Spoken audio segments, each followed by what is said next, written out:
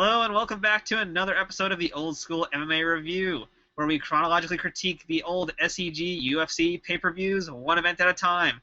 Today we are heading into Buffalo, New York. It is September 8th, 1995 in the Memorial Auditorium in Buffalo, New York, as I said, for UFC 7, the Brawl in Buffalo, and prepare for your sphincters to tighten. The octagon beckons once more, and as usual, I am the fight nerd Matthew Kaplitz, here to critique. And across the screen from me is Zane Simon from BloodyElbow.com. Zane, what's going on? Welcome to the house of dreams and pain, of guts and glory. Welcome to UFC 7. That was beautiful. This is the best intro we've ever done. That is the best line ever. I can't tell you how much I loved the intro package for UFC 7. Yeah, seriously, UFC 7 has some of the most quotable quotes we have had, I think, in a while. We got Bruce Beck in just all of his glory, or guts and glory this time, going with all sorts of stupid things. We got a lot to talk about. This is, as I mentioned last time, I didn't remember much about UFC 7 at all.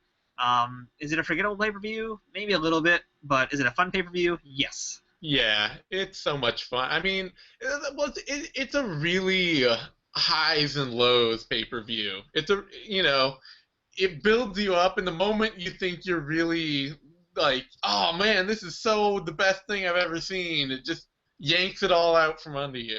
Yeah, this was something else. I mean, I really didn't know what to expect from this, other than I knew kind of the finishes of the whole show, but how it got there I didn't remember at all. And highs and lows is definitely a good term, because there's a lot of good points, there's a lot of bad points. The show moves surprisingly quick also, which is a good thing. Yeah. Except when it doesn't, and then it moves at a snail's pace. So it really is just that kind of dynamic. They cut out all their extra promo stuff. Nobody got video intros. Nobody even got walk-ins. No walk-ins at all this time. No Christopher walk-ins either. Oh, no Joe Don Bakers and walk-ins tall. Starting this show off right, folks. That's right. So we should mention now that UFC 7 in the Memorial Auditorium is the then home of the hockey team. I believe they are the Buffalo Sabres. Yes, they are. Not to be confused with the Buffalo Sabras, the local hummus factory. Oh man. Yeah, I love the auditorium, but once again, they're struggling terribly to find a local landmark to show off. Well, this time around there was no local landmark, it was just the arena. Well, it was the harbor. That harbor. was what it was. They showed us the boat harbor. That was our local landmark. Yeah, we went from the boat harbor, and then they cut back to the arena, and Bruce Beck starts our show off again, right, by saying, but tonight there will be fists, not pucks in this arena. That's right. Fist, because that really differentiates it from hockey right there. They'll be fighting, not like hockey, folks. Yeah, I'd have to say, compared to this show, I think there's more technique in a hockey fight. Yeah. This was definitely a low on technique fight, or low on technique card. Yeah, interesting event. It was actually 7 weeks after the last UFC event, UFC 6, the Clash of the Titans. 7 weeks. That's a very fast turnaround for them, faster than usual. And also, I think this might have been the most attended UFC event in history at this point, with 9,000 people in the arena. Jeez, it was a packed house. It was a great. I got to say, that space. I would love to see the UFC. Obviously, the UFC is illegal in New York, but I would love to see the UFC back in that arena. That was a pretty awesome space for a UFC show. Yeah, that's right. That's some trivia right there for all you hardcore MMA fans. Is UFC 7 here was the first and only UFC pay-per-view in New York, although there were supposed to be others, but they never happened for reasons we'll discuss in another 2 events. It's true. It's true. Miserable thing that has only gotten worse with history, the UFC's illegality in New York. Yes, also worth noting, aside from the New York issue, as I mentioned, 9,000 people in attendance. We also had 190,000 people watching at home on pay-per-view, which was a significant dip from the last show, but not terrible. I mean, I don't understand how it really makes you wonder how the pay-per-view audience was reacting at this time, because UFC 6, as we said, awesome show. Really, as good as early UFCs can be. And then you don't want to see 7? Why not, Yeah. what would Seven make was you a tough not? sell, I think. I'd say Seven was a pretty tough sell because you got Oleg Taktarov back, number one, and he's not a very marketable guy because he barely speaks English. There's no Tank Abbott this time. I think Tank Abbott wasn't there last time as a known face. Now Yeah, they he's, didn't. It was, and they built up Huas. I would have thought. I think it probably was just a quick turnaround. People were the audience wasn't like familiar enough with it to really want to pay for it again that quickly. that could be what it is. It could have been just early oversaturation after 2 months. It makes a lot of sense. Pay-per-views aren't cheap, even back in 1995. So to do 2 months and go right back into the pay-per-view, even at that point, I think if you compare it to like WWF, for example, I think they had just started doing their in-your-house pay-per-views, which were like their monthly cheaper shows. But even those were like only 2 hours. They were a less cost than a normal pay-per-view would be. Yeah. So that could have been a factor as well as money and timing. So that makes a lot of sense. I would have expected it to draw bigger, but that might make sense in retrospect. But yeah, maybe the short turnaround too was why they didn't have as much of the in-house promo stuff ready. I don't know. Yeah, because there was none at all. It's basically we had our opening video, which was pretty fun to watch, and then past that, we just got right down to action. We basically even our opening of the show with our our usual parade of stupidity with Bruce Beck and Jeff Blatnick, that was pretty short too. Although there was plenty of good things to say. Oh yeah, no, that welcome to the House of Dreams and Pain is seriously one of my favorite things that I've ever heard. Did you like how he called UFC the Olympics of the martial arts world also? That's right. And they got a good. There will be blood on the mats. That was nice. Yes, that's right. That was actually when they said the tagline, because now the UFC officially has a slogan. No more Bruce Beck just pawing at the air to try and make up slogans. Now there actually is a marketable slogan. And that would be, if it's not in the octagon, it's not real. And that's when also, when after that, he did say there will be blood on the mats. But that is now the official UFC slogan that you're going to start hearing a lot more. If it's not in the octagon, it's not real. Yep.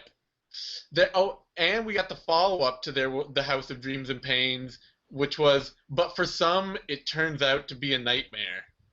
That's deep. That's so deep. That is so deep. So deep. Yes, and speaking of deep, let's talk about the stupid stuff Jeff Blatnick said to start the show this time, because he had like a massive brain fart during his intro because he was just talking to the cage. He's like talking about one thing, he just stops dead for like 5 seconds, and then just totally changes what he's talking about. He's like, the octagon is, it's like, I don't know what happened. He just totally forgot his line. He just started having that improv on the spot, and he is not good at improv.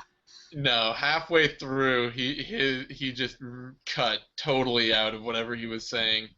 Although the best part was when he did talk about Harold Howard, because we should mention right now, at this UFC, 8-man tournament, as always, but this time we have 4 returning fighters again. So it's kind of like UFC 4, Revenge of the Warriors. We have a bunch of guys returning, and we'll talk about them as we go along. But one of them is our good buddy Harold Howard. That's right. If you're coming on, come on. Oh, that is so sexy, Zane.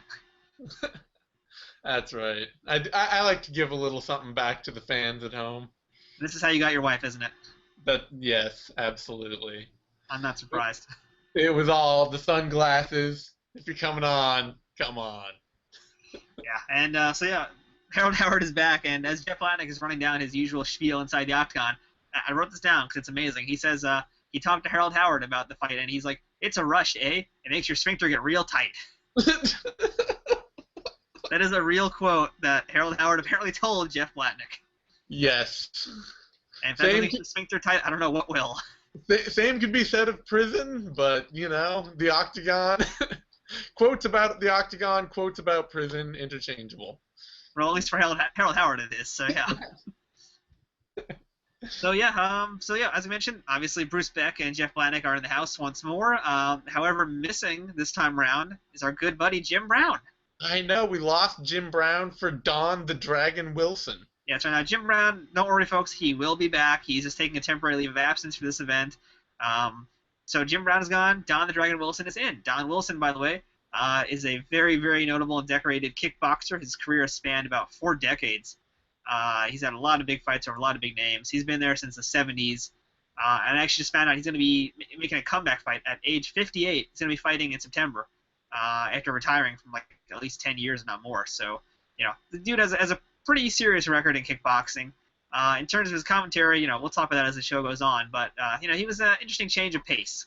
And the fact Yeah. that, unlike Jim Brown, he actually had some martial arts knowledge, but Jim Brown at this point had more, I guess you could say, UFC knowledge. Yeah, Jim Brown knew more about the sport, and Don Wilson knew more about the art of defendo.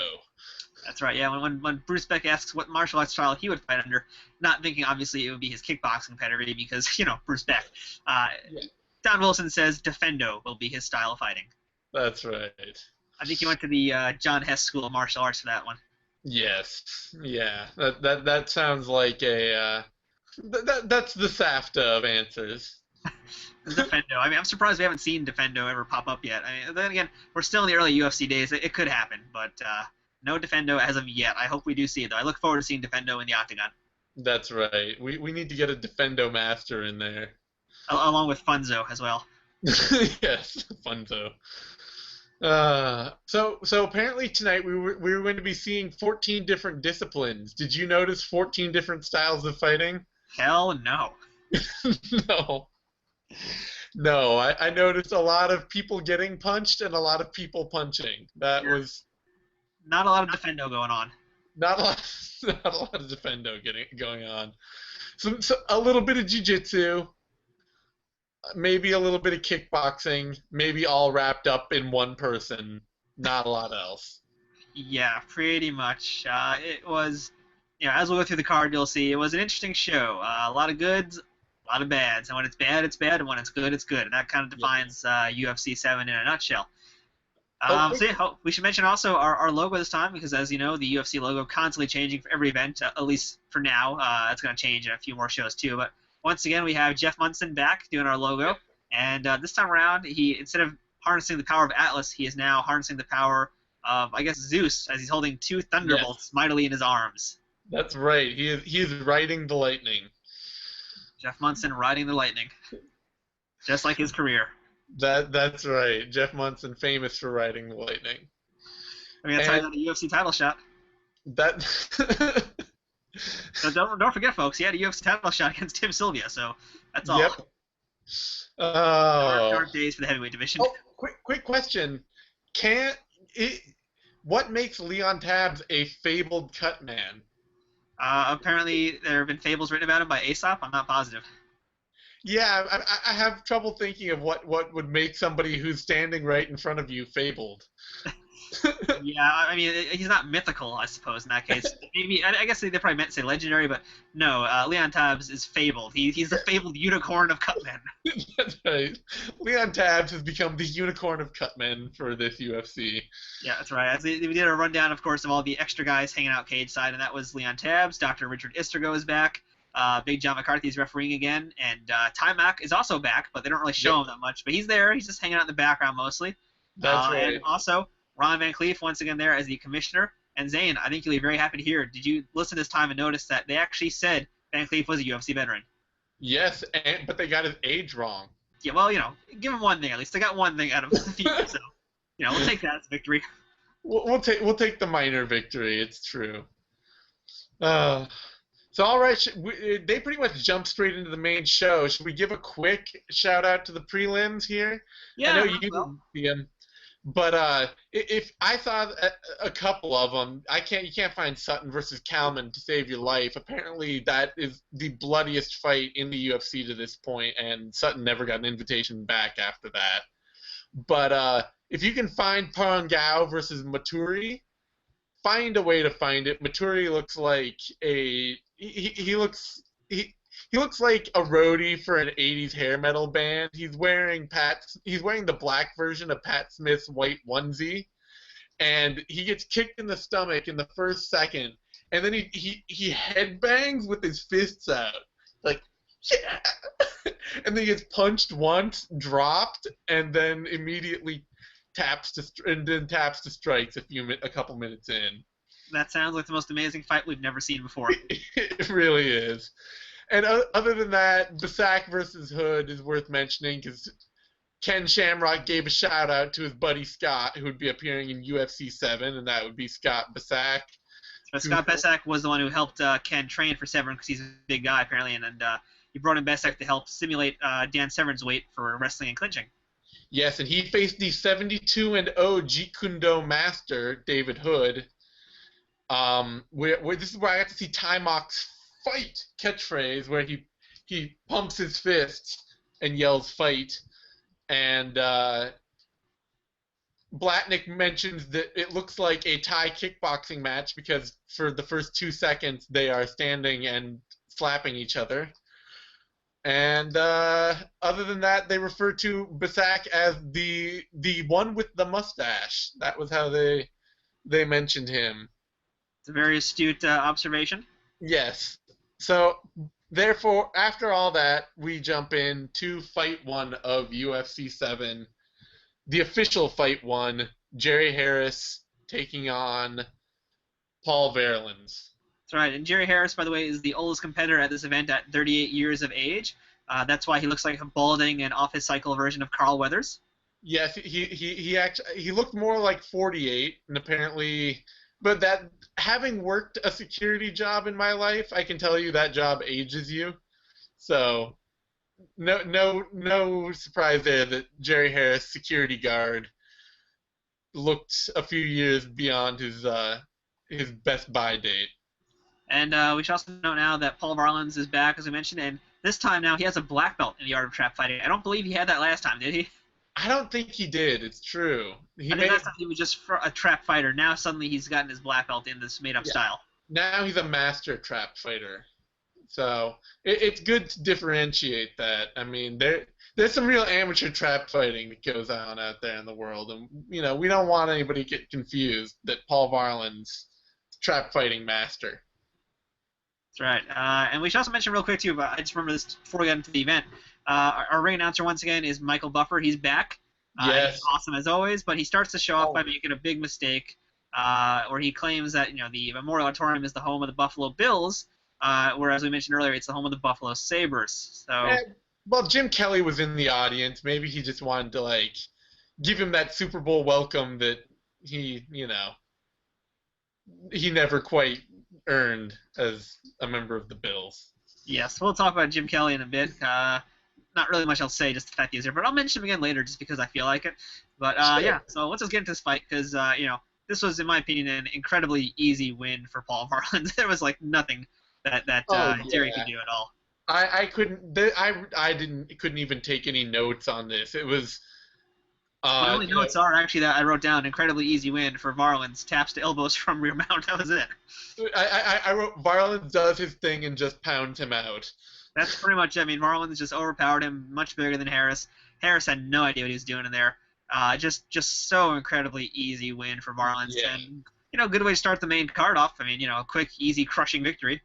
Yeah, the two things I took away commentary-wise was that for some reason they immediately talked about Varelans obviously not having any wrestling because he didn't go for chokes. I mean, Varelans was a high school wrestler at the very least. I know that. Yeah, and trap fighter. But I will say this, Don Wilson immediately sets himself apart from the UFC commentators of lore by being able to tell you exactly why Jerry Harris got his ass handed to him in just over a minute. And why was that? It was because his style of, Kyoshin Ryu karate was entirely point fight sparring based and had no ground element to it whatsoever. I thought that was pretty, that was a nice, astute bit of commentary. It was, even if it was a little bit, I guess, rude towards Harris. It was true, though, and it makes a lot of sense. I mean, it's nice to hear them actually say, this type of martial art doesn't really do a whole lot of full contact competition, and that shows up, I mean, that's one of the easiest things to see when you see guys losing in the early UFCs is that mostly, especially karate guys, they're guys who only were point fighting, who only did point fighting. Yeah, and that pretty much is the whole fight. I mean, I don't really think there's much else we can say other than Varelans just destroys, absolutely crushes Harris, and that's the last time we're ever going to see him in any MMA, I believe, again. Yep. And we don't get any intermediary commentary. We just have to run on to UFC 2. Like we said, there are no breaks now between fights at all. Yeah, right. We literally just, they do the arm race, and now boom, we're into the second fight, which is the debut of Mark Hall against the returning Harold Howard. Yep. Mark Hall looking like somebody's dad who just somebody's dad just got pulled out of the crowd and decided that he could, kick some ass had a few beers and wanted to kick some ass. Also known as Battlecade. Yeah. And he was taking on our old favorite Harold Howard. I mean, anybody who watched this fight, I can't see how you could possibly expect Mark Hall to win it. That was my full thought. Harold Howard, he actually looked like he was in really good shape for this fight. He was out without the mustache now, which is kind of weird not seeing the mustache, but he actually looks like he had lost some weight. He had a more muscular frame.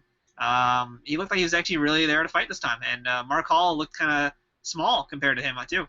Yeah, Mark Hall looked tiny. He had a Taekwondo background, which at the time was just...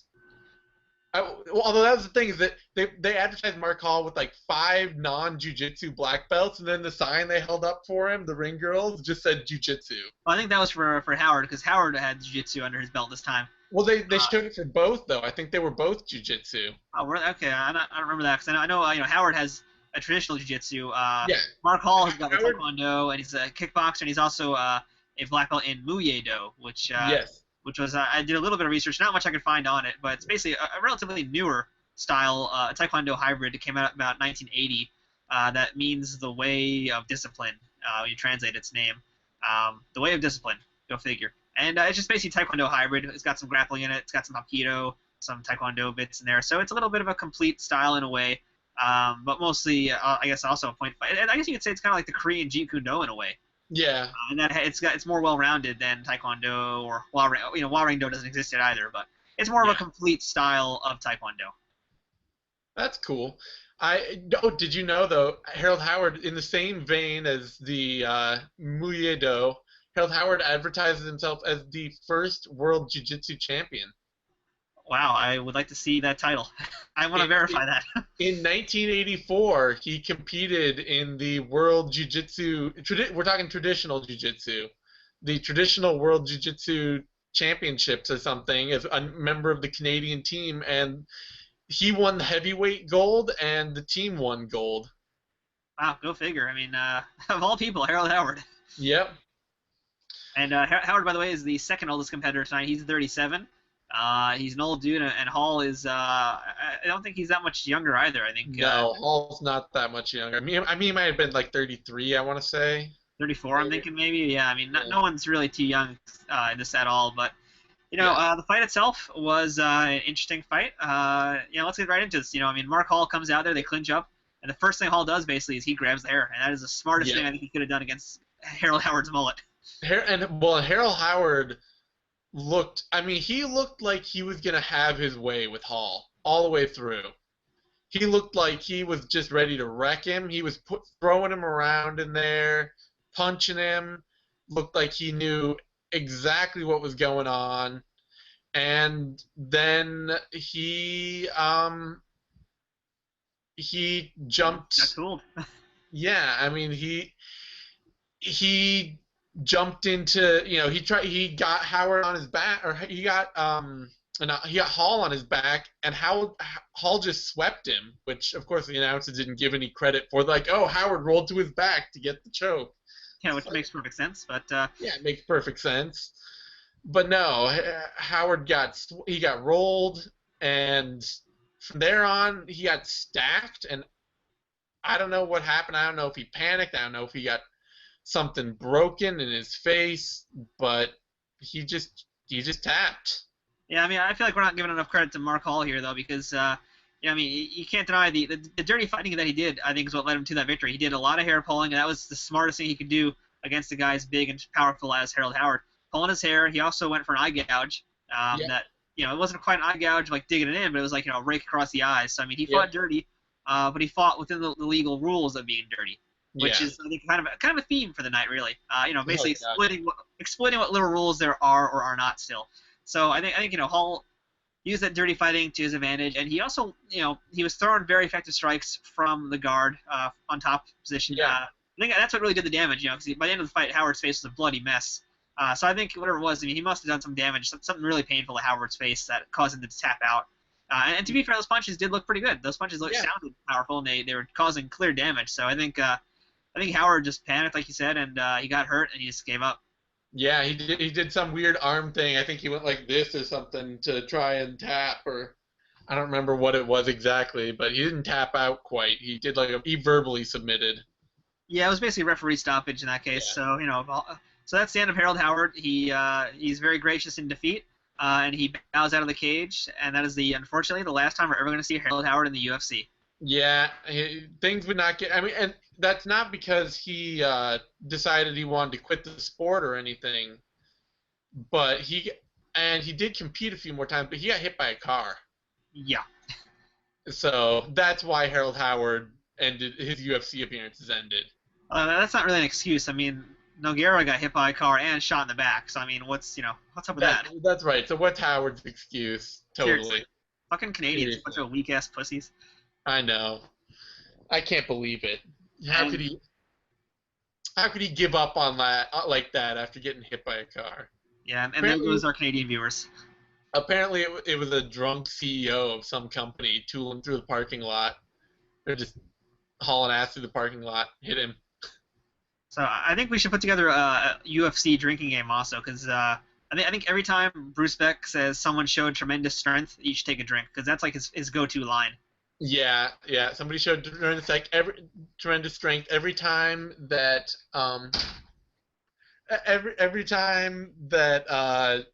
Jeff Blatnick tells you that nobody's in any danger from the choke that's going on. You should take a drink. Well, we need to make a full list. I think that's going to be a whole other video we have to do. We have to make a proper drinking game with rules. We do. We'll have to make get through all these UFCs. We're gonna do that. Then we'll watch them all over again and film what happens. There you go. We'll just watch them live on Google Hangouts while drinking. Just get progressively more smashed. It's gonna be a fun evening, folks. That's right. So so that's basically our fight. Again, really quick, Mark Hall advances. So we have our first match in the next bracket. It's gonna be Paul Varelans against Mark Hall, and again, we go basically right into the next fight. Although before that, we do get to see Jim Kelly, the quarterback for the Buffalo Bills. He's there. So once again, Zane, I ask you this important question: had Jim Kelly fought in the octagon, how would he have done? Well, he would have gotten to the finals of every tournament he entered, and I think he would have gotten like 4 of them, and then he would have failed miserably. I think he would have gotten injured a couple times. I think he would have been winning a couple and then suddenly gotten horribly blown out. Certainly at some point, he would have had to fight Leon Lett.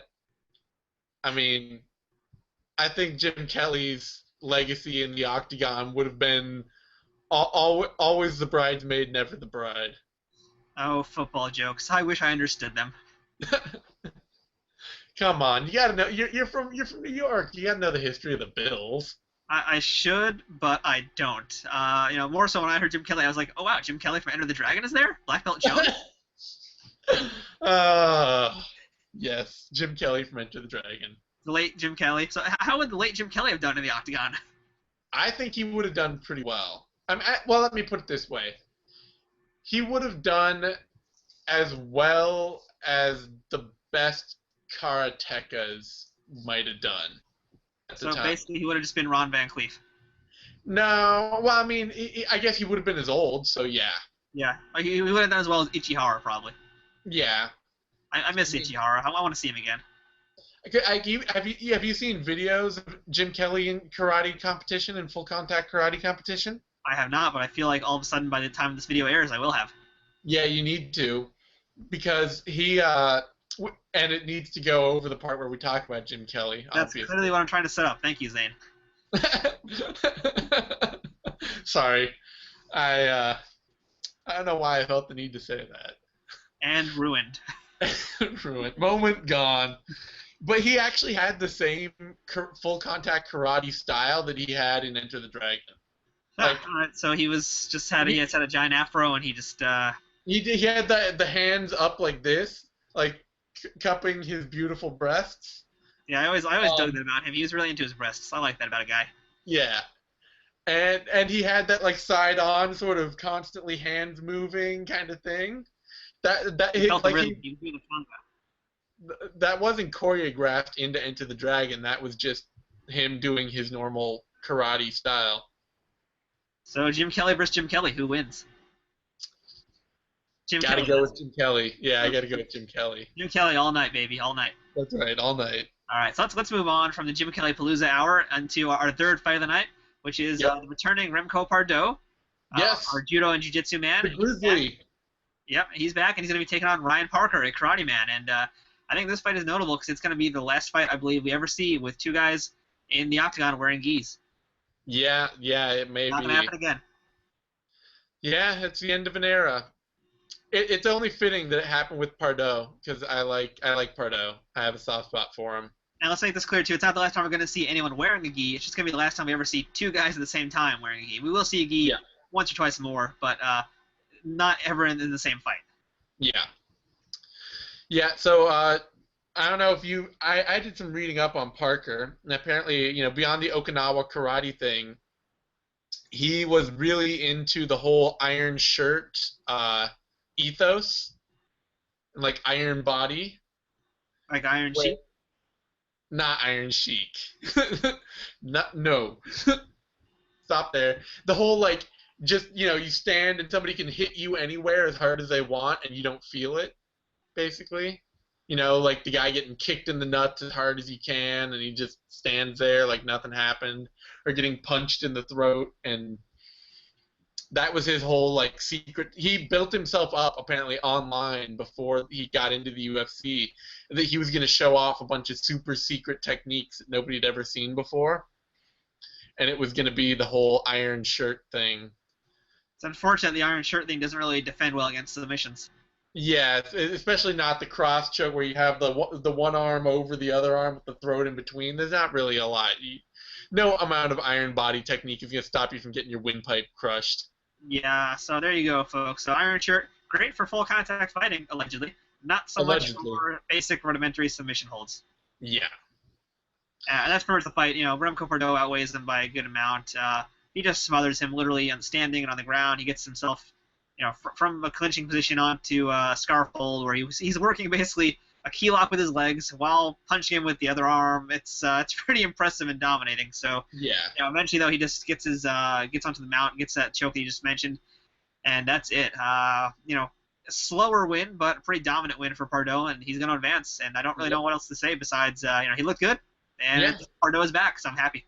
Yeah, I love Pardoel. I'm glad he was there. He was a great fighter at his time. Really had a good grasp, but the hulking jiu-jitsu game sort of thing, just crushing. Yeah, so I guess we'll just move on ahead now to our last quarterfinal bout, which is the fan favorite and the pretty much the one they're all rooting for, the one that was introduced to us last event. Marco Ruas, he's making his debut against Larry Curtin, Thunderfoot Larry Curtin, a kickboxer. So we have Ruas, or as Don Wilson keeps saying, Ruas. Ruas, yes. And he started with Ruas and then got to Ruas. Doing his best Al Pacino impersonation. Hooah! Hooah! That's right. Yeah. So, this is Ruas' debut. He's apparently the Vale Tudo champion of Brazil at this time. Yeah. Whatever organization that is. Is there such thing as a Vale Tudo champion, or was that just matches? I knew they had Vale Tudo matches, but was there any such thing as a Vale Tudo champion? There must have been some league or something, but then again, just like Ken Shamrock is the shoot fighting champion, Marco Ruas is the Vale Tudo champion. It's just easier that way. Yeah, it's just easier that way. He's also a pit fighter and a trap fighter. That's right. And a master of SAFTA. Yep, master of SAFTA, incredible, Brazilian champion boxer, whatever that means. And did you notice the really bizarre tan line on Larry Curtin? Yes, the muscle shirt tan line. Yeah, that's so 90s. That is so 90s. It's especially impressive on somebody whose skin tone is naturally that dark. It shows exactly how much time he had to spend in a muscle shirt tanning. And now we just lost our Canadian viewers and all our black viewers. Thank you, Zane. Our show is fucked. Oh, I couldn't help it. It was a horrible tan line. It was. But let's just go back to Marco Ruas instead. Let's try and diffuse this before it gets any worse, you racist pig. And Yeah, Marco Ruas beat the warrior poet there in Kirtan. Marco Pretty Ruas, who's, stunning. by the way, his age is unknown. He's like a woman, apparently. He refuses to give his age. The most bizarre thing ever. He refuses to give his age. That just makes you wonder about these early UFCs. Like, what kind of sanctioning was there in the fact that this guy did not give his age out to compete? Like how is that legal? Yeah. Although, way to now throw our women viewers under the bus there. I mean, we're going for broke with this episode, so we've lost Canadians, black viewers, and all of our female viewers. So, I mean, at this point, who's left? Is there any way to alienate? Is there any way to alienate white North American viewers? Is that even possible? We could talk about Mark Hall when he does his Hitler salutes in the ring, but I guess we'll get to that. He does a lot of those. I don't know if it's intended to, but he does a lot of that. Yeah, he had a lot of the. And now you just did it too. That's why I just started talking to cut away. Thank you, Google Hangouts. So, folks, this is UFC 7, by the way. We're at UFC 7. It's been a long day. So yeah, let's just get down to this fight before Zane gets us totally fired and destroyed. So Larry Kirtan, he actually gets a guillotine on Ruas, but yeah, he actually looked pretty decent. It was funny because Don Wilson was trying to point out that Kirtan had no ground ability whatsoever, which just kind of showed that he was reading off a cue card for Kirtan because Kirtan already been in the UFC. He knew what to expect. He knew that he had to train a little grappling if he was going to make it anywhere, and he obviously came in with some grappling. He did. He had enough to actually do some stuff, but it was mostly to defend very basic things that he'd seen before. But Ruas actually brought a few things that we hadn't seen before. Yeah, Ruas had some. This would be. We've seen a heel hook once before in the very first UFC, but not quite the same setup as Ruas had, and. Ruas, we got a good taste of what Ruas is, and that is he's a slower-paced fighter that can do a lot of different things. Yeah, he was definitely he was not uncomfortable in any part of the fight, and is definitely much more competent striking than anybody else we've seen with his level of grappling. And I do want to mention too. Did you catch when Jeff Blatnick was discussing with Don Wilson combinations that you can do on the ground with your headbutts? Yes, I like that. We're getting into the combo headbutt world of headbutt, punch, headbutt. Blatnick would get in a bunch of times later. Later on, he'll get into the whole kneeing him in the ass thing, and why is he not kneeing him in the ass? That was a big thing he railed on for this one. Yeah, Blatnick was really getting into a lot of these dirtier techniques. He was really pushing headbutts as a useful tactic, and at this point it really was becoming a pretty popular tactic now. Yeah. And as well as kneeing a guy in the butt, but mostly the headbutts, and we're going to see more of him talk about headbutts later. But anyway, this is our first taste of Ruas. So I mean, our first time seeing him in action in the octagon. Impressed or unimpressed? I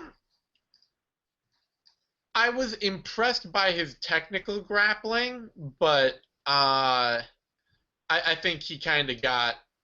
I mean, I think Kirtan was less than smart in how he decided to approach the fight. So how much credit I can really give Ruas here is kind of, I don't know, questionable. I mean, Kirtan's got all this kickboxing experience, and he goes in with Ruas and just decides that he needs to try and put on a grappling clinic and gets his foot wrenched for his trouble. Yeah, I mean, I don't want to say impressed, but I was happy with the performance, even if it was a little bit slower. But it was a good performance. It was just, we're basically seeing now what this whole Vale Tudo thing looks like. And that's, in Brazil, it's a very slower-paced style of fighting. It's not really explosive. It's a war of attrition, and we're going to see that as the night goes on with Marco Ruas. So it kind of gave us a taste of what to see. We were just lucky that, he had a guy like Kirtan that only took him a few minutes to finish, as opposed to who's next up for him. Yeah, it's true. And that man will be Remco Pardoel. So we have now our next two matches set, and that's going to be what we're going to discuss right now, which is Mark Hall versus Paul Varelans. And then after that, we're going to see Remco Pardoel back in action once more against Marco Ruas. So that's true. Let's get right into Varelans and Hall. And first thing we got to say about Varelans and Hall is there's a 110-pound weight difference here. Yes, as Buffer announces the winners of matches 1 and 2 from UFC number 7. It was a very number heavy. Attention to what the event actually was. Yeah, and yeah, this was where you really got the feeling, like got the feeling of Hall as somebody's dad in the ring, was seeing him across from somebody who's 8 inches taller and 110 pounds heavier than him. Suddenly he looked like he should be out picking his kids up from swimming practice. Yeah, and then, like, seriously, if you thought the first fight that Varelans had was incredibly easy, I think Mark Hall might beat that because it was even easier. I think, like, Yeah. it was like a minute and 10 seconds. I think it was a very quick fight. Varelans just crushed him against the cage. I will say this: Hall was the author of one of the most fun leaping punches I've ever seen. I just forgetting about that too. He throws not a Superman punch. It's literally a punch where he jumps up vertically in the air and then punches at. Yeah, and it landed hard. It was a leaping cross, a leaping right cross, not a Superman punch, but he had to leap up to get to Varelans' head and hit him with that cross. After which he got horsed and thrown around like a rag doll, and then got his arm nearly snapped, which was pretty much the fight. Yeah, that's pretty much it. That's really not much else to say. I mean, it was just that much of an easy win. Hall did not look quite as impressive. He showed some good heart, but once he got mounted and put in that key lock, there's nothing he could do. He didn't know what to do. Again, Varelans is just so much bigger and stronger. I think that's more so. It wasn't the technique that finished it. It was more just the size. Because I think had it been someone closer to Mark Hall's size, he would have defended better. But against Varelans, who's just so enormous, there was nothing he could do. I did notice for this fight, though, I don't know why it stuck out to me in this fight, and I'm sure it's no different than any of the events we've covered, but I noticed the ring girls were looking notably sleazy. Did you notice that? Yes, right now we're in this weird timeline where the ring girls start getting really hideous. I think at this point Andy Anderson's no longer providing the horse, so now they're just finding any trash that's on the street to be the ring card girls. And I'm not saying that to disparage any ring card girls that may be watching this, but the early UFCs were pretty notorious for not having the most lovely ring card girls. It was tough. It was. I mean, and somebody who personally I dislike the whole ring card girl thing in general. I am not a fan of any ring card girls ever. But this was definitely some rougher on the end of ring card girls. Well, just wait until we get to UFC 8, because woof. Oh, now we've just lost all of our viewers who watch just for the ring card girls. Who's left? I don't know. Hopefully people who are fans just of us. But this fight also gave us the great quote of the polar bear celebrating, grizzly and fired up. Yeah, I love this whole polar bear gimmick because it's probably not even his real nickname. He doesn't have a nickname, I'm sure. I think just Meyerowitz and his team are just like, hey, you know what? He's from Alaska originally, even though he doesn't live there anymore. Let's just call him the polar bear because he's a giant guy. That's pretty much the story right there. What's from Alaska? Polar bears. I can totally see that meeting happening too. That's the sad part. Yeah. So that's the fight. I don't think there's much else to say. Again, this show, it's basically if the fights are happening, they're either really short or they're really long. So let's just move on to our next fight, which is unfortunately one of the longer ones. Now that we're getting towards the end here. At this point, it's basically all in. We're going to be sitting around for some long fights, and this next one, Marco Ruas, Remco Pardoel. I mean, I actually wrote it down, move for move, what happened, but it's still a 13-minute fight. Yeah. It's basically a long match with very little happening. I did notice for this fight that I don't know. I found this interesting for all of his fight experience and time in the sport. Ruas doesn't have cauliflower ears. Did you notice that? I don't think too many of the Brazilians did, just because of how their fighting style was. You didn't really see cauliflower ears happen that often with any of the Brazilians, especially the Vale Tudo guys, because of how their style was. Yeah, I guess that's more of a later thing. Now you never see a fighter without cauliflower ears. Lots more because at this point in our timeline at UFC 7, there's not that many wrestlers still. We had Dan Severn. True.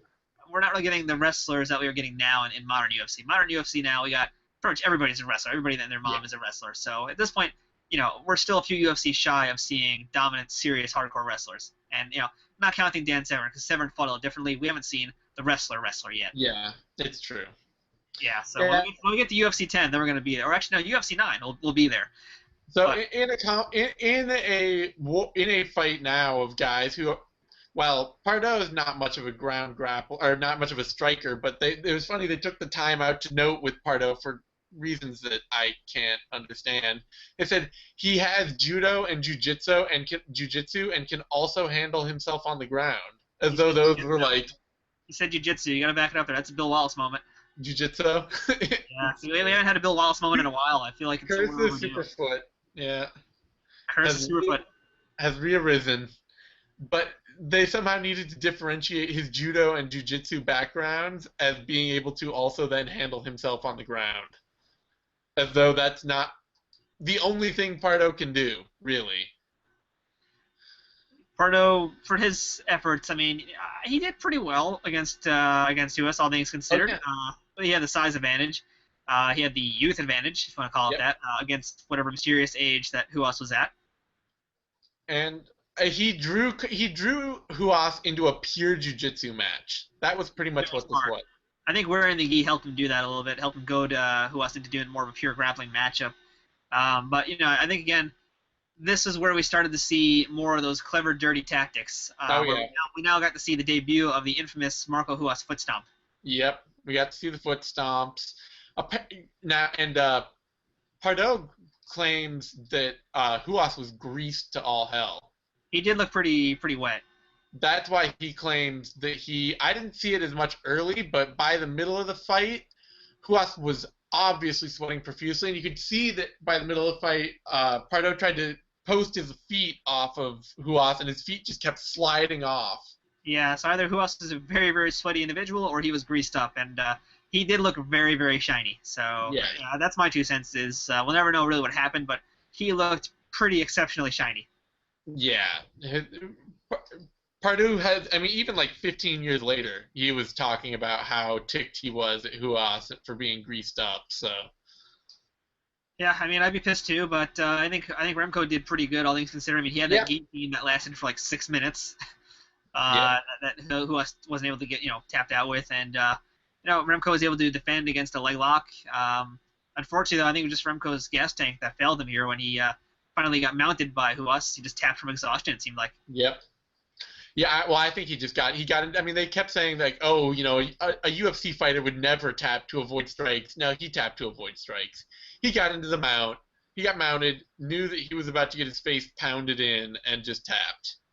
Yeah, so, but of course, to note is that they were saying that Huas looked more tired, because I have a quote that I believe Beck said. He said that Remco looked like he was full of vinegar, while Huas looked tired. So it's interesting that of all the people to tap, they think Remco was looking more fresh, and I don't know who was looking more worn, to be honest. I really couldn't tell the difference between the two. I don't know that even Remco was looking more worn. I think he just thought. I think probably if he was that big on Huas being greased, then he probably felt pissed off about the fight at the time, and once he got mounted, decided that he didn't want to take a horrible beating. Which was the smart thing to do, I suppose. But I mean, then again, he's wearing the gi, and that you would have thought that would have helped him get a better feel. He could have just used the gi to kind of absorb some amount of that liquid. But whatever. We don't really know what really happened that day. And I don't know. But either way, Remco is done, and Huas advances to the finals. So our final match is going to be Marco Ruas against Paul Varelans. And at this point, Varelans is the fresher man with much, much easier wins. Yep. So, and this leads us to our next totally awesome our first totally awesome interview and our next totally awesome segment. We get the highlight of Jim Kelly, but now we get a Tank Abbott interview. Oh my God, yes, Tank Abbott is back, folks, and unfortunately he was not back in this event because, like we said, this was a few weeks after.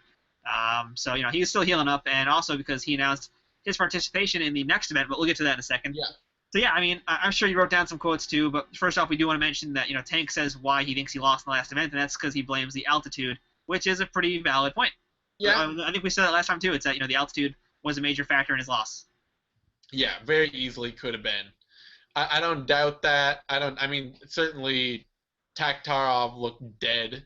Taktarov was essentially dead by the end of that, whereas Abbott walked out. So even with the altitude being an issue, I mean, it wasn't as big of an issue as maybe he thinks it is, because I still think Abbott looked great at that one. I think we all agree Abbott looked pretty amazing by the end of UFC 6, and here he is at UFC 7, and now he's totally fresh, And at this point, too, the UFC is pushing this whole bad boy image. You know, he is the original bad boy of the octagon before Tito. You know, it was Tank Abbott. So Tank is now, you know, they're complete. And I think even Blatnick says it. He's like, so people say you have a bad attitude, and he's like, you know, winners are confident, losers are cocky. Whatever you want to say about me, I don't care. I know who I am. You know who you are. I'm here, and you're not. And that's an amazing quote from Tank Abbott. It was, and especially too. They said, you know, how do you see yourself you know, in your next fight, or in, you know, at Ultimate 99? His quote was, I see myself on top of the octagon with a bunch of bloody bodies around me. Yeah, that was pretty great too. We're just really getting to see now all that charisma that Abbott has, and again, another reason why he was such a fan favorite for so many years. Yeah, he still is. Even if he, you know, his last fights weren't that great, you know, people would still want to see him just because he's so friggin' awesome. So. Oh, I mean, I have a huge soft spot for Tank Abbott, no matter what.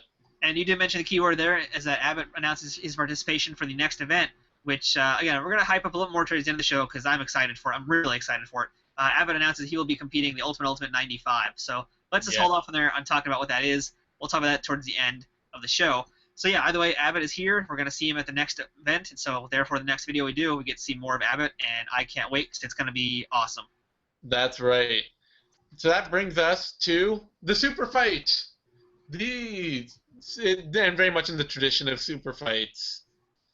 If last time we got an awesome super fight, this time we got every other super fight we've ever seen.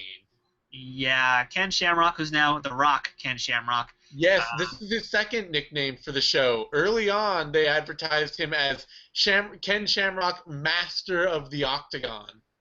Oh, he's going to get a few more nicknames, too. By the next event, I think he gets another new nickname, and then another one by that one, by 9. He goes through many different names. It's just too bad that the ShamWow product was not around by at this point in time, because I would have paid good money to see Ken ShamWow Shamrock. I too would, and I hope that Ken does that as well. Yeah, so the story behind this fight too is, you know, Oleg won our last UFC tournament at UFC 6. Ken won his UFC superfight belt from Dan Severn at the last event as well. So it only made sense for these two guys to fight for supremacy of you know, who was the best in the cage, and that's what led us here. And you know, the interesting side note is that at this point in time, you know, Oleg and Ken actually had trained together now.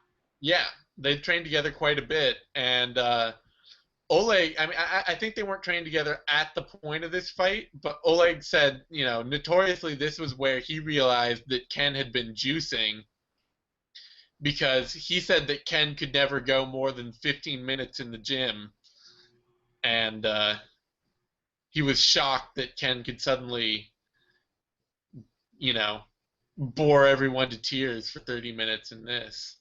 And to be totally fair, too, I mean, Ken has admitted his steroid use, so it's not like we're saying anything that's, you know, hearsay. Ken himself has admitted to his steroid use. We don't really know, I don't think, what fights he did it for, but this could be one of them. I mean, and he looked in pretty great shape, so this could be one of those fights, if that's what, you know, the word of the street is in terms of his cardio. So, yeah, I mean, but the other way, you know, this is what brings us to our fight, and it is a long, long fight.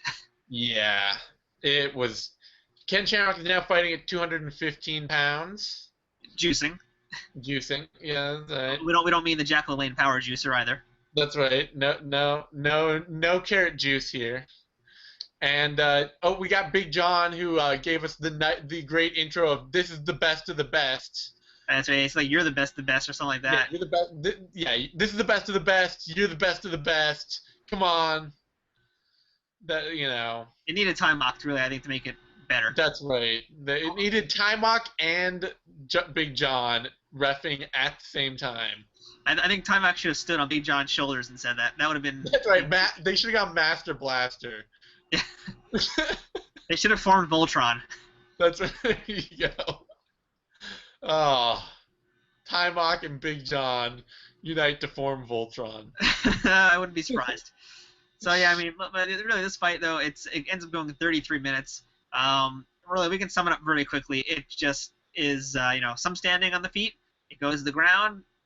Oleg's on his back, and that's basically the fight, I think. Yeah, Blatnick starts to really go off on tangents here. He starts. Yeah, I wrote down a few of those. Like Blatnick had no idea what to say, and no, to be fair, none of them did. I mean, they were hoping for this to be a much different fight, obviously.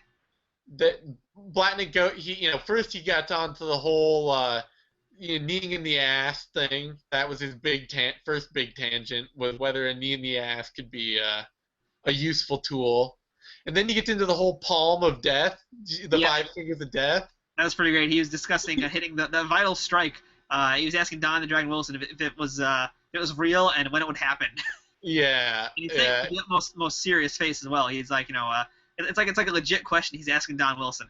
Yeah, that was pretty great. And then eventually they got into the whole virtue of going for a draw, and that would be really the smart thing to do here, was to fight for a draw.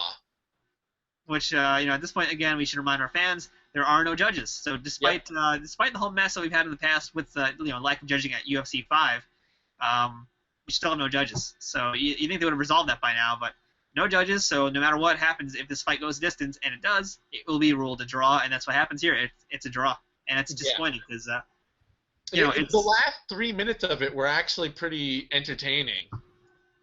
Yeah, and that's on the note too. Is that according to our rules at the start of the pay-per-view, it was supposed to be a 5-minute overtime, but for whatever reason, it was cut down to only a 3-minute overtime. And I think word on the street is that was because they were running over their time limit on the actual pay-per-view. So they figured cutting 2 minutes would help them out, which unfortunately it didn't. No. Not at all. But that was what happened. So they lost 2 minutes. And by the way, did you notice too? Between the big long first round and the overtime, they had a minute rest. Not even a minute. It didn't even feel like a full minute rest for both those fighters. It was 15 seconds. That was insane. Yeah, I mean, this is stuff of this. Unlike Leon Tabs, this is the true stuff of fables and legends. It's like, remember the time back in the past when Ken Shamrock fought Oleg Taktarov? They fought for 33 minutes with only 15-second rest. Yeah, no, it was totally insane and totally terrible. Yeah, it wasn't a good fight at all. Taktarov's gas tank still is garbage. Ken was looking better, but they were both totally exhausted and dead. But at some point it has to be said that Ken Shamrock could not generate any offense from the guard. He just couldn't. No, at all. Against a smaller guy like Hoist Gracie, he could at least throw punches, but against a bigger guy like Oleg, even though Oleg's tired, he did draw blood on Oleg's cheek when they were standing, but once they hit the ground, Ken, for whatever reason, just didn't seem to know what to do, which is odd because we've seen him in Japan killing guys left and right, but against Taktarov, it's just like either he couldn't turn on the switch or he just didn't want to. I don't know what it was, but he just was content. And maybe, for all we know, this is me throwing it out there. maybe he talked to Oleg and just said, let's go for a draw. Who knows? I don't know. I will say this, by 20 minutes, when he got stood up a couple times, it did not look like he could lift his arms up above his head. Hey, neither could Oleg. I remember, I think it was the third, I don't know which restart it was exactly, actually, but I know it was one of the restarts towards the end where he tries a rolling leg lock, and it's just from across the ring, basically.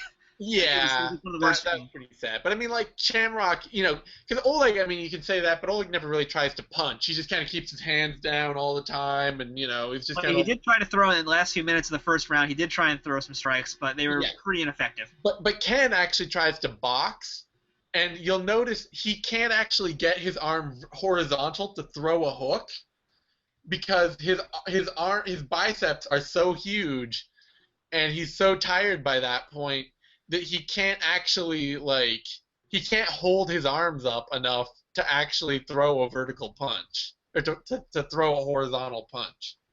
Yeah, he was pretty jacked up. He looked pretty enormous. So the whole story thing, it could definitely be true here. It's not much to really say because unfortunately it's a pretty dull fight. It's not as dull as Dan Severn, Ken Shamrock 2, which I so am looking forward to. But it's actually, compared to that fight, this one's just kind of exciting. This one's a barn burner compared to that.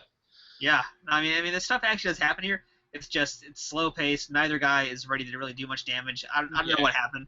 It's a mystery. I don't know. Halfway by the end, they were it was funny because by the end it was the commentary team. They're saying Oleg needs to try and win this fight, it wouldn't go to a draw if he didn't do anything. Yeah, it's a pretty forgettable fight, all things considered. It's just really UFC 7 as a whole is a pretty forgettable event. And this super fight with Oleg, it's unfortunately. Well, it's too bad because up to this point it's been entertaining. It has been entertaining, but there's been little worth remembering. That's the problem. Yeah, we'll talk about that towards the end, but I think at this point we should probably just go right into the finals.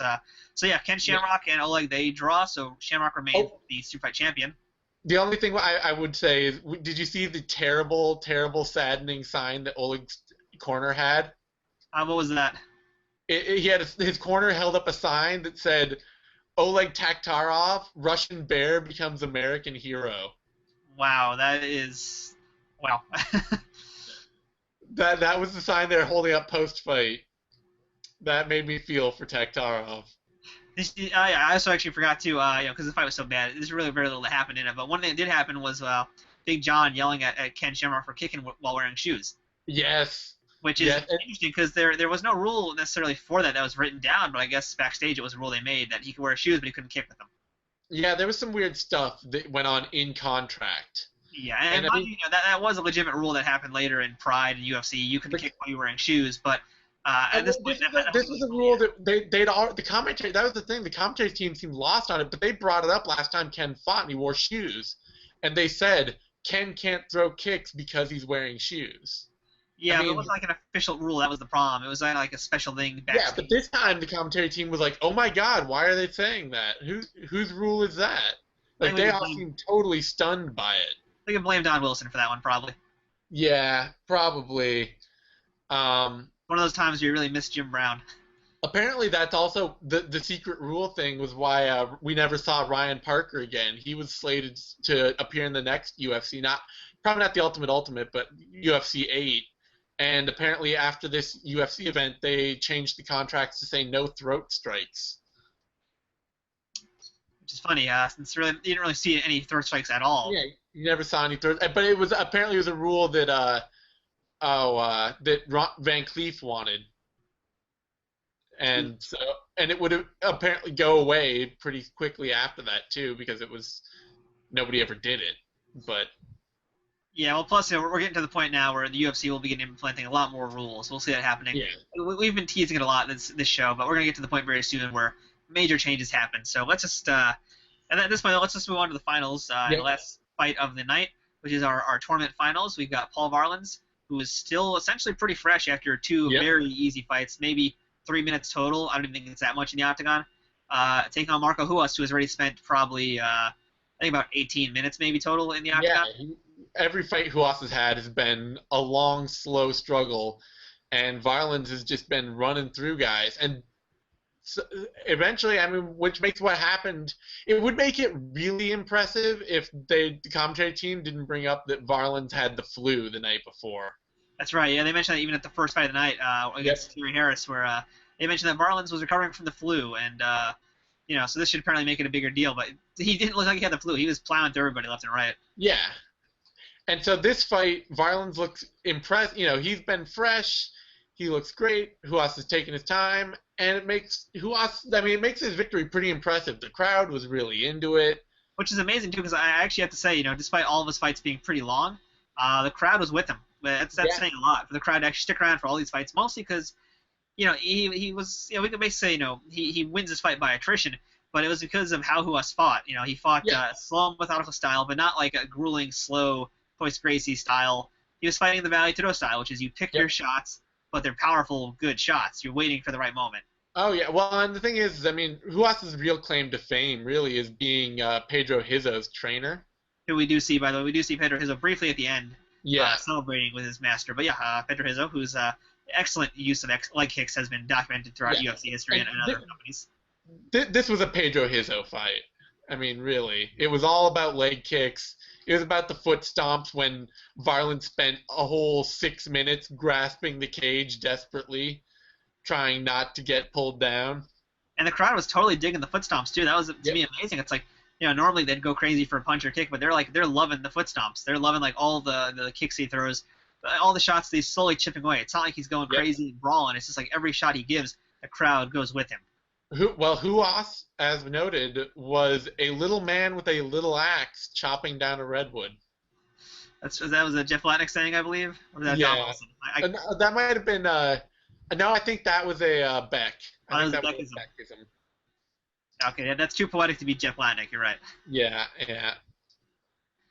I don't know what else to say, really, though. I mean, what else is there to say about this fight? I mean, it's just leg kicks. Eventually, to me, it just reminded me of, Boss Rutan versus Warpath when Boss Rutan had his comeback fight. Yeah. Except that Boss Rutan did to Warpath what Ruas did to Varelans in, a third of the time. He turned him into the Leaning Tower of Varlans. Yeah, I love that one. That was a Bruce Beck also. Yes, the Leaning Tower of Varlans.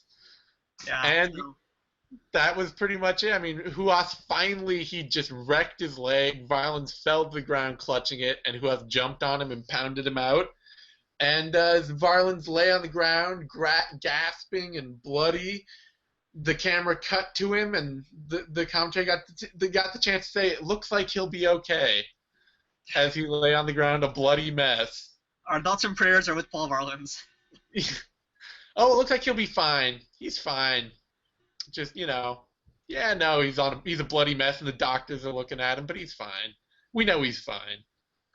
Yeah, and that's pretty much UFC 7. Marco Ruas wins. Yep. It was some good. There was some bad. What do you think about the idea? And this could be part of the poll thing too, because you're talking about, you want to know whether people think that Marco Ruas was the most well-rounded fighter in MMA, right? Oh no, I was gonna say actually this would be on BuddyElbow.com, our poll question for this video. It's gonna be I believe, was Marco Ruas at this point in UFC history the most well-rounded fighter we had seen in the octagon? Yeah. This is up till the point of UFC 7, not past this point. Not past this point. But the other thing they said, which I'm interested in too, is they said that this fight proved that striking could be dominant in MMA. I did catch that also, but then I also thought at the same time, it's like, well, yeah, we already saw Steve Jenham punch the crap out of someone at UFC 3, so it's not like strikers have done bad at all. It's more just luck of the draw at this point. Yeah, I didn't think that was worth much. I thought it was just weird. That was Don Wilson saying that too. So he's not really worth listening to either at this point. No, he's no Jim Brown. He's no Jim Brown. Let's face facts. So that will be our whole question. We need to get Don Wilson a little hat and a brain slug. Maybe that'll be we're not done seeing him, so maybe he'll get a brain slug at the next show. That's right. So like I said, this will be our poll question, and that was Marco Ruas the most well-rounded fighter at this point in time in UFC history? So check out BuddyElbow.com and vote for that. And Zane, what do you think about that? I mean, at this point, UFC 7, was Ruas the most well-rounded fighter we've seen? I don't know. Considering he got the submissions he got and the striking that he did, probably he was productive without being flashy and foolish ways. I mean, part of me wants to say Guy Mezger, but we haven't really seen much of Mezger yet. Yeah, unfortunately, Mezger really hasn't done much. If anything, you could argue that Ken Shamrock might have been the most well-rounded fighter at this point as well, because he's been striking and grappling. You could not necessarily striking effectively, but he's been striking. Yeah, not striking effectively is the problem. Ruas struck effectively. Yeah, so there's probably a few other guys we can consider that have been pretty good in terms of mixing it up, but I'd say the other frontrunner might be Ken besides Marco. So well, the other frontrunner I would think would be Hoist, just from that Keith Hackney fight, where he actually did a pretty decent job striking in that fight, mostly with knees. That's true. Although we could also maybe even consider Hackney as well-rounded because he was able to strike and go on the ground. Although his idea of a submission was punching a guy in the dick. Yeah, there's that. Well, I think we can all agree that Joe Son was the least well-rounded fighter in the history of the UFC to this point. Well, that's not true. I think physically he was the most well-rounded fighter besides Emmanuel Yarbrough. Although I think Joe Son had much perkier breasts than Yarbrough did. There we go. So slightly too pointy to be well-rounded. Yeah. They're quite suckable. And now we've lost all of our Joe Son fans, so that means no one. That's right. So all right, that's our UFC 7 poll, and UFC 7. Let's just do our final thoughts here. I mean, UFC 7. I think it was a good show for the most part. I actually liked Ruas's fights a lot. They were just a little bit slower paced than what we're used to seeing. It's an interesting dynamic because we basically had all these brawlers who were running through their opponents, and we had Ruas who fought much more slower technical fight. Jenham won what? UFC 3? That was Jenham? Yep, that was UFC 3. I would say this was pretty comparable to UFC 3. I can agree with that. It was fun, and it was all right, but it was ultimately forgettable. I think it's probably this one because, like I said, I remember the ending of the whole show. I didn't remember what happened during the show, and there's a reason why, because it's just not anything. There's no highlight reel-worthy moments in this at all. Not at all. And the fighters who were there also, as much as we enjoy Varlans, we're all big Varelans fans, but really, it's like, it was forgettable competitors, like Mark Hall, we're going to see him again, but so what? I mean, Yeah, at this well, point, we'll see. In his next fight will be much more infamous. it will be, yes. But, besides that, I mean, really, the guys that are within this event, Remco Pardoel, it's cool to see him back, but, Yeah. it wasn't as great as he was at UFC, too. No. We had Harold Howard again, but Harold Howard was elbowing Orlando Veet into a coma. Yeah, we need more of that. And, we had Harold Howard back since his appearance at UFC 3, but again, not That that was depressing. Yeah, that was depressing. It was. It's literally the end of Harold Howard in the UFC. He literally bows out as he leaves the cage. It was actually pretty sad. So yeah, Kevin, I mean, okay show. You should watch it because it's good, but it's nothing you're gonna remember a year from now. No. That's it. That was the house of dreams and pain. The house of guts and glory. Until next time. Oh, we're not done yet. We have to tease another event. We're not done. We got to tease another event. All right. Yeah, we probably should. We got we got viewers watching. We might as well make them come back for another show. We have viewers watching this time? Yeah, we just had one. He left. Oh. Yeah, I know. Bummer. Yeah, we had a live viewer. If he's coming back ever, Ultimate 95. You're excited for this. Yeah, you should all be excited for Ultimate 95 because it's one of the best events, one of the best UFC tournaments, period.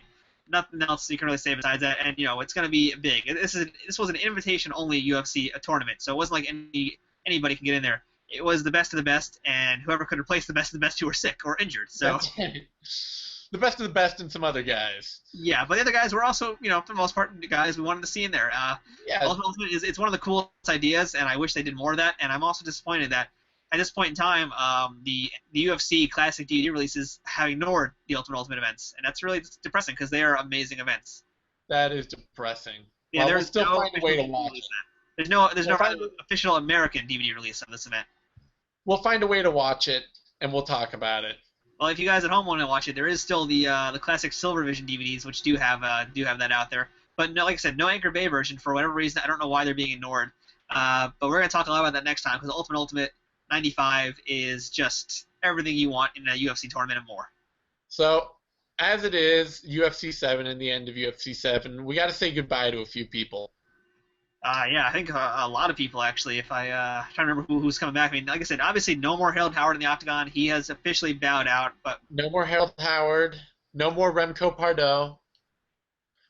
That's the end of both two personal favorites. Yes, we're also losing Larry Curtin, I believe. We're losing Larry Thunderfoot Curtin. He never got a chance to read any of his poetry in the octagon. If you haven't read any of his poetry, I strongly recommend it. We're not going to see Jerry Harris again, although we do see his clone, his much more efficient clone, Gerald Harris, in the octagon later on. It'll be a long time before we see mini Jerry Harris. Yes, he's greatly improved upon the cloning techniques of this first Jerry Harris. That's right. It's much like Mini-Me to Dr. Evil. Let's see. Who else? I mean, we're going to see Oleg again. We're going to see Ken again, of course. We're going to see Ruas again, I believe. I think. Yeah, we'll see Ruas again, of course. Of course, we'll see Ruas again. And I think let's say Mark Hall will return. I'm trying to check my list. I think, Ryan Parker, as you mentioned, Ryan Parker is gone. Ryan Parker is gone. All the alternates, Basak, I believe, comes back at least. Basak will be back as well, but we didn't really get to see him yet. But we will get a chance, I think, to actually see him in action officially on the main card coming up soon. But Sutton, Common, Perungao, Maturi, and Hood. Did Geza Kalman come back? This may have been his only appearance. I don't think so. Yeah.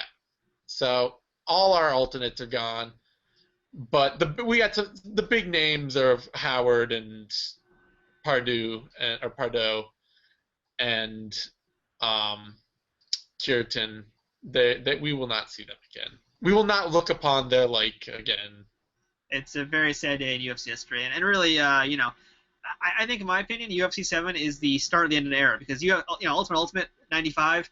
I would call that the end of the first age of UFC, of classic UFC. But we'll talk about that next event because from really after that point, we've been seeing. I guess we can kind of do a little bit of a classic UFC wrap up more so in the next show, but we're kind of starting to see, as these events have gone on, that things have matured and evolved very fast. But by the end of the next event and the start of the UFC 8. we're in for a whole new era, a whole new reign of fighters, whole new method of fighting and thinking. I'm very excited because, like I said, Ultimate 95, one of my favorites of all time. I haven't seen it in a long time. I'm really excited to watch it. I kind of want to get right into it. But unfortunately, we're not. So you guys got to wait about a week or so before we do it. All right. Well, until next time. Until next time. Until next time. Are we going to sing? What's happening? No, well, I wanted to make sure that I didn't jump the gun again. I never know. I think we're okay this time. I thought you were just going to start singing. That's why I paused for you. No. Until next time, I got nothing. And I, too, have nothing. This was UFC 7 with the Old School MMA review. I'm the Fight Nerd. That was Zane Simon. We'll see you guys next time with Ultimate 95. Peace out, y'all. Yo. Zane, make noise. I can't see you waving. Oh, peace out.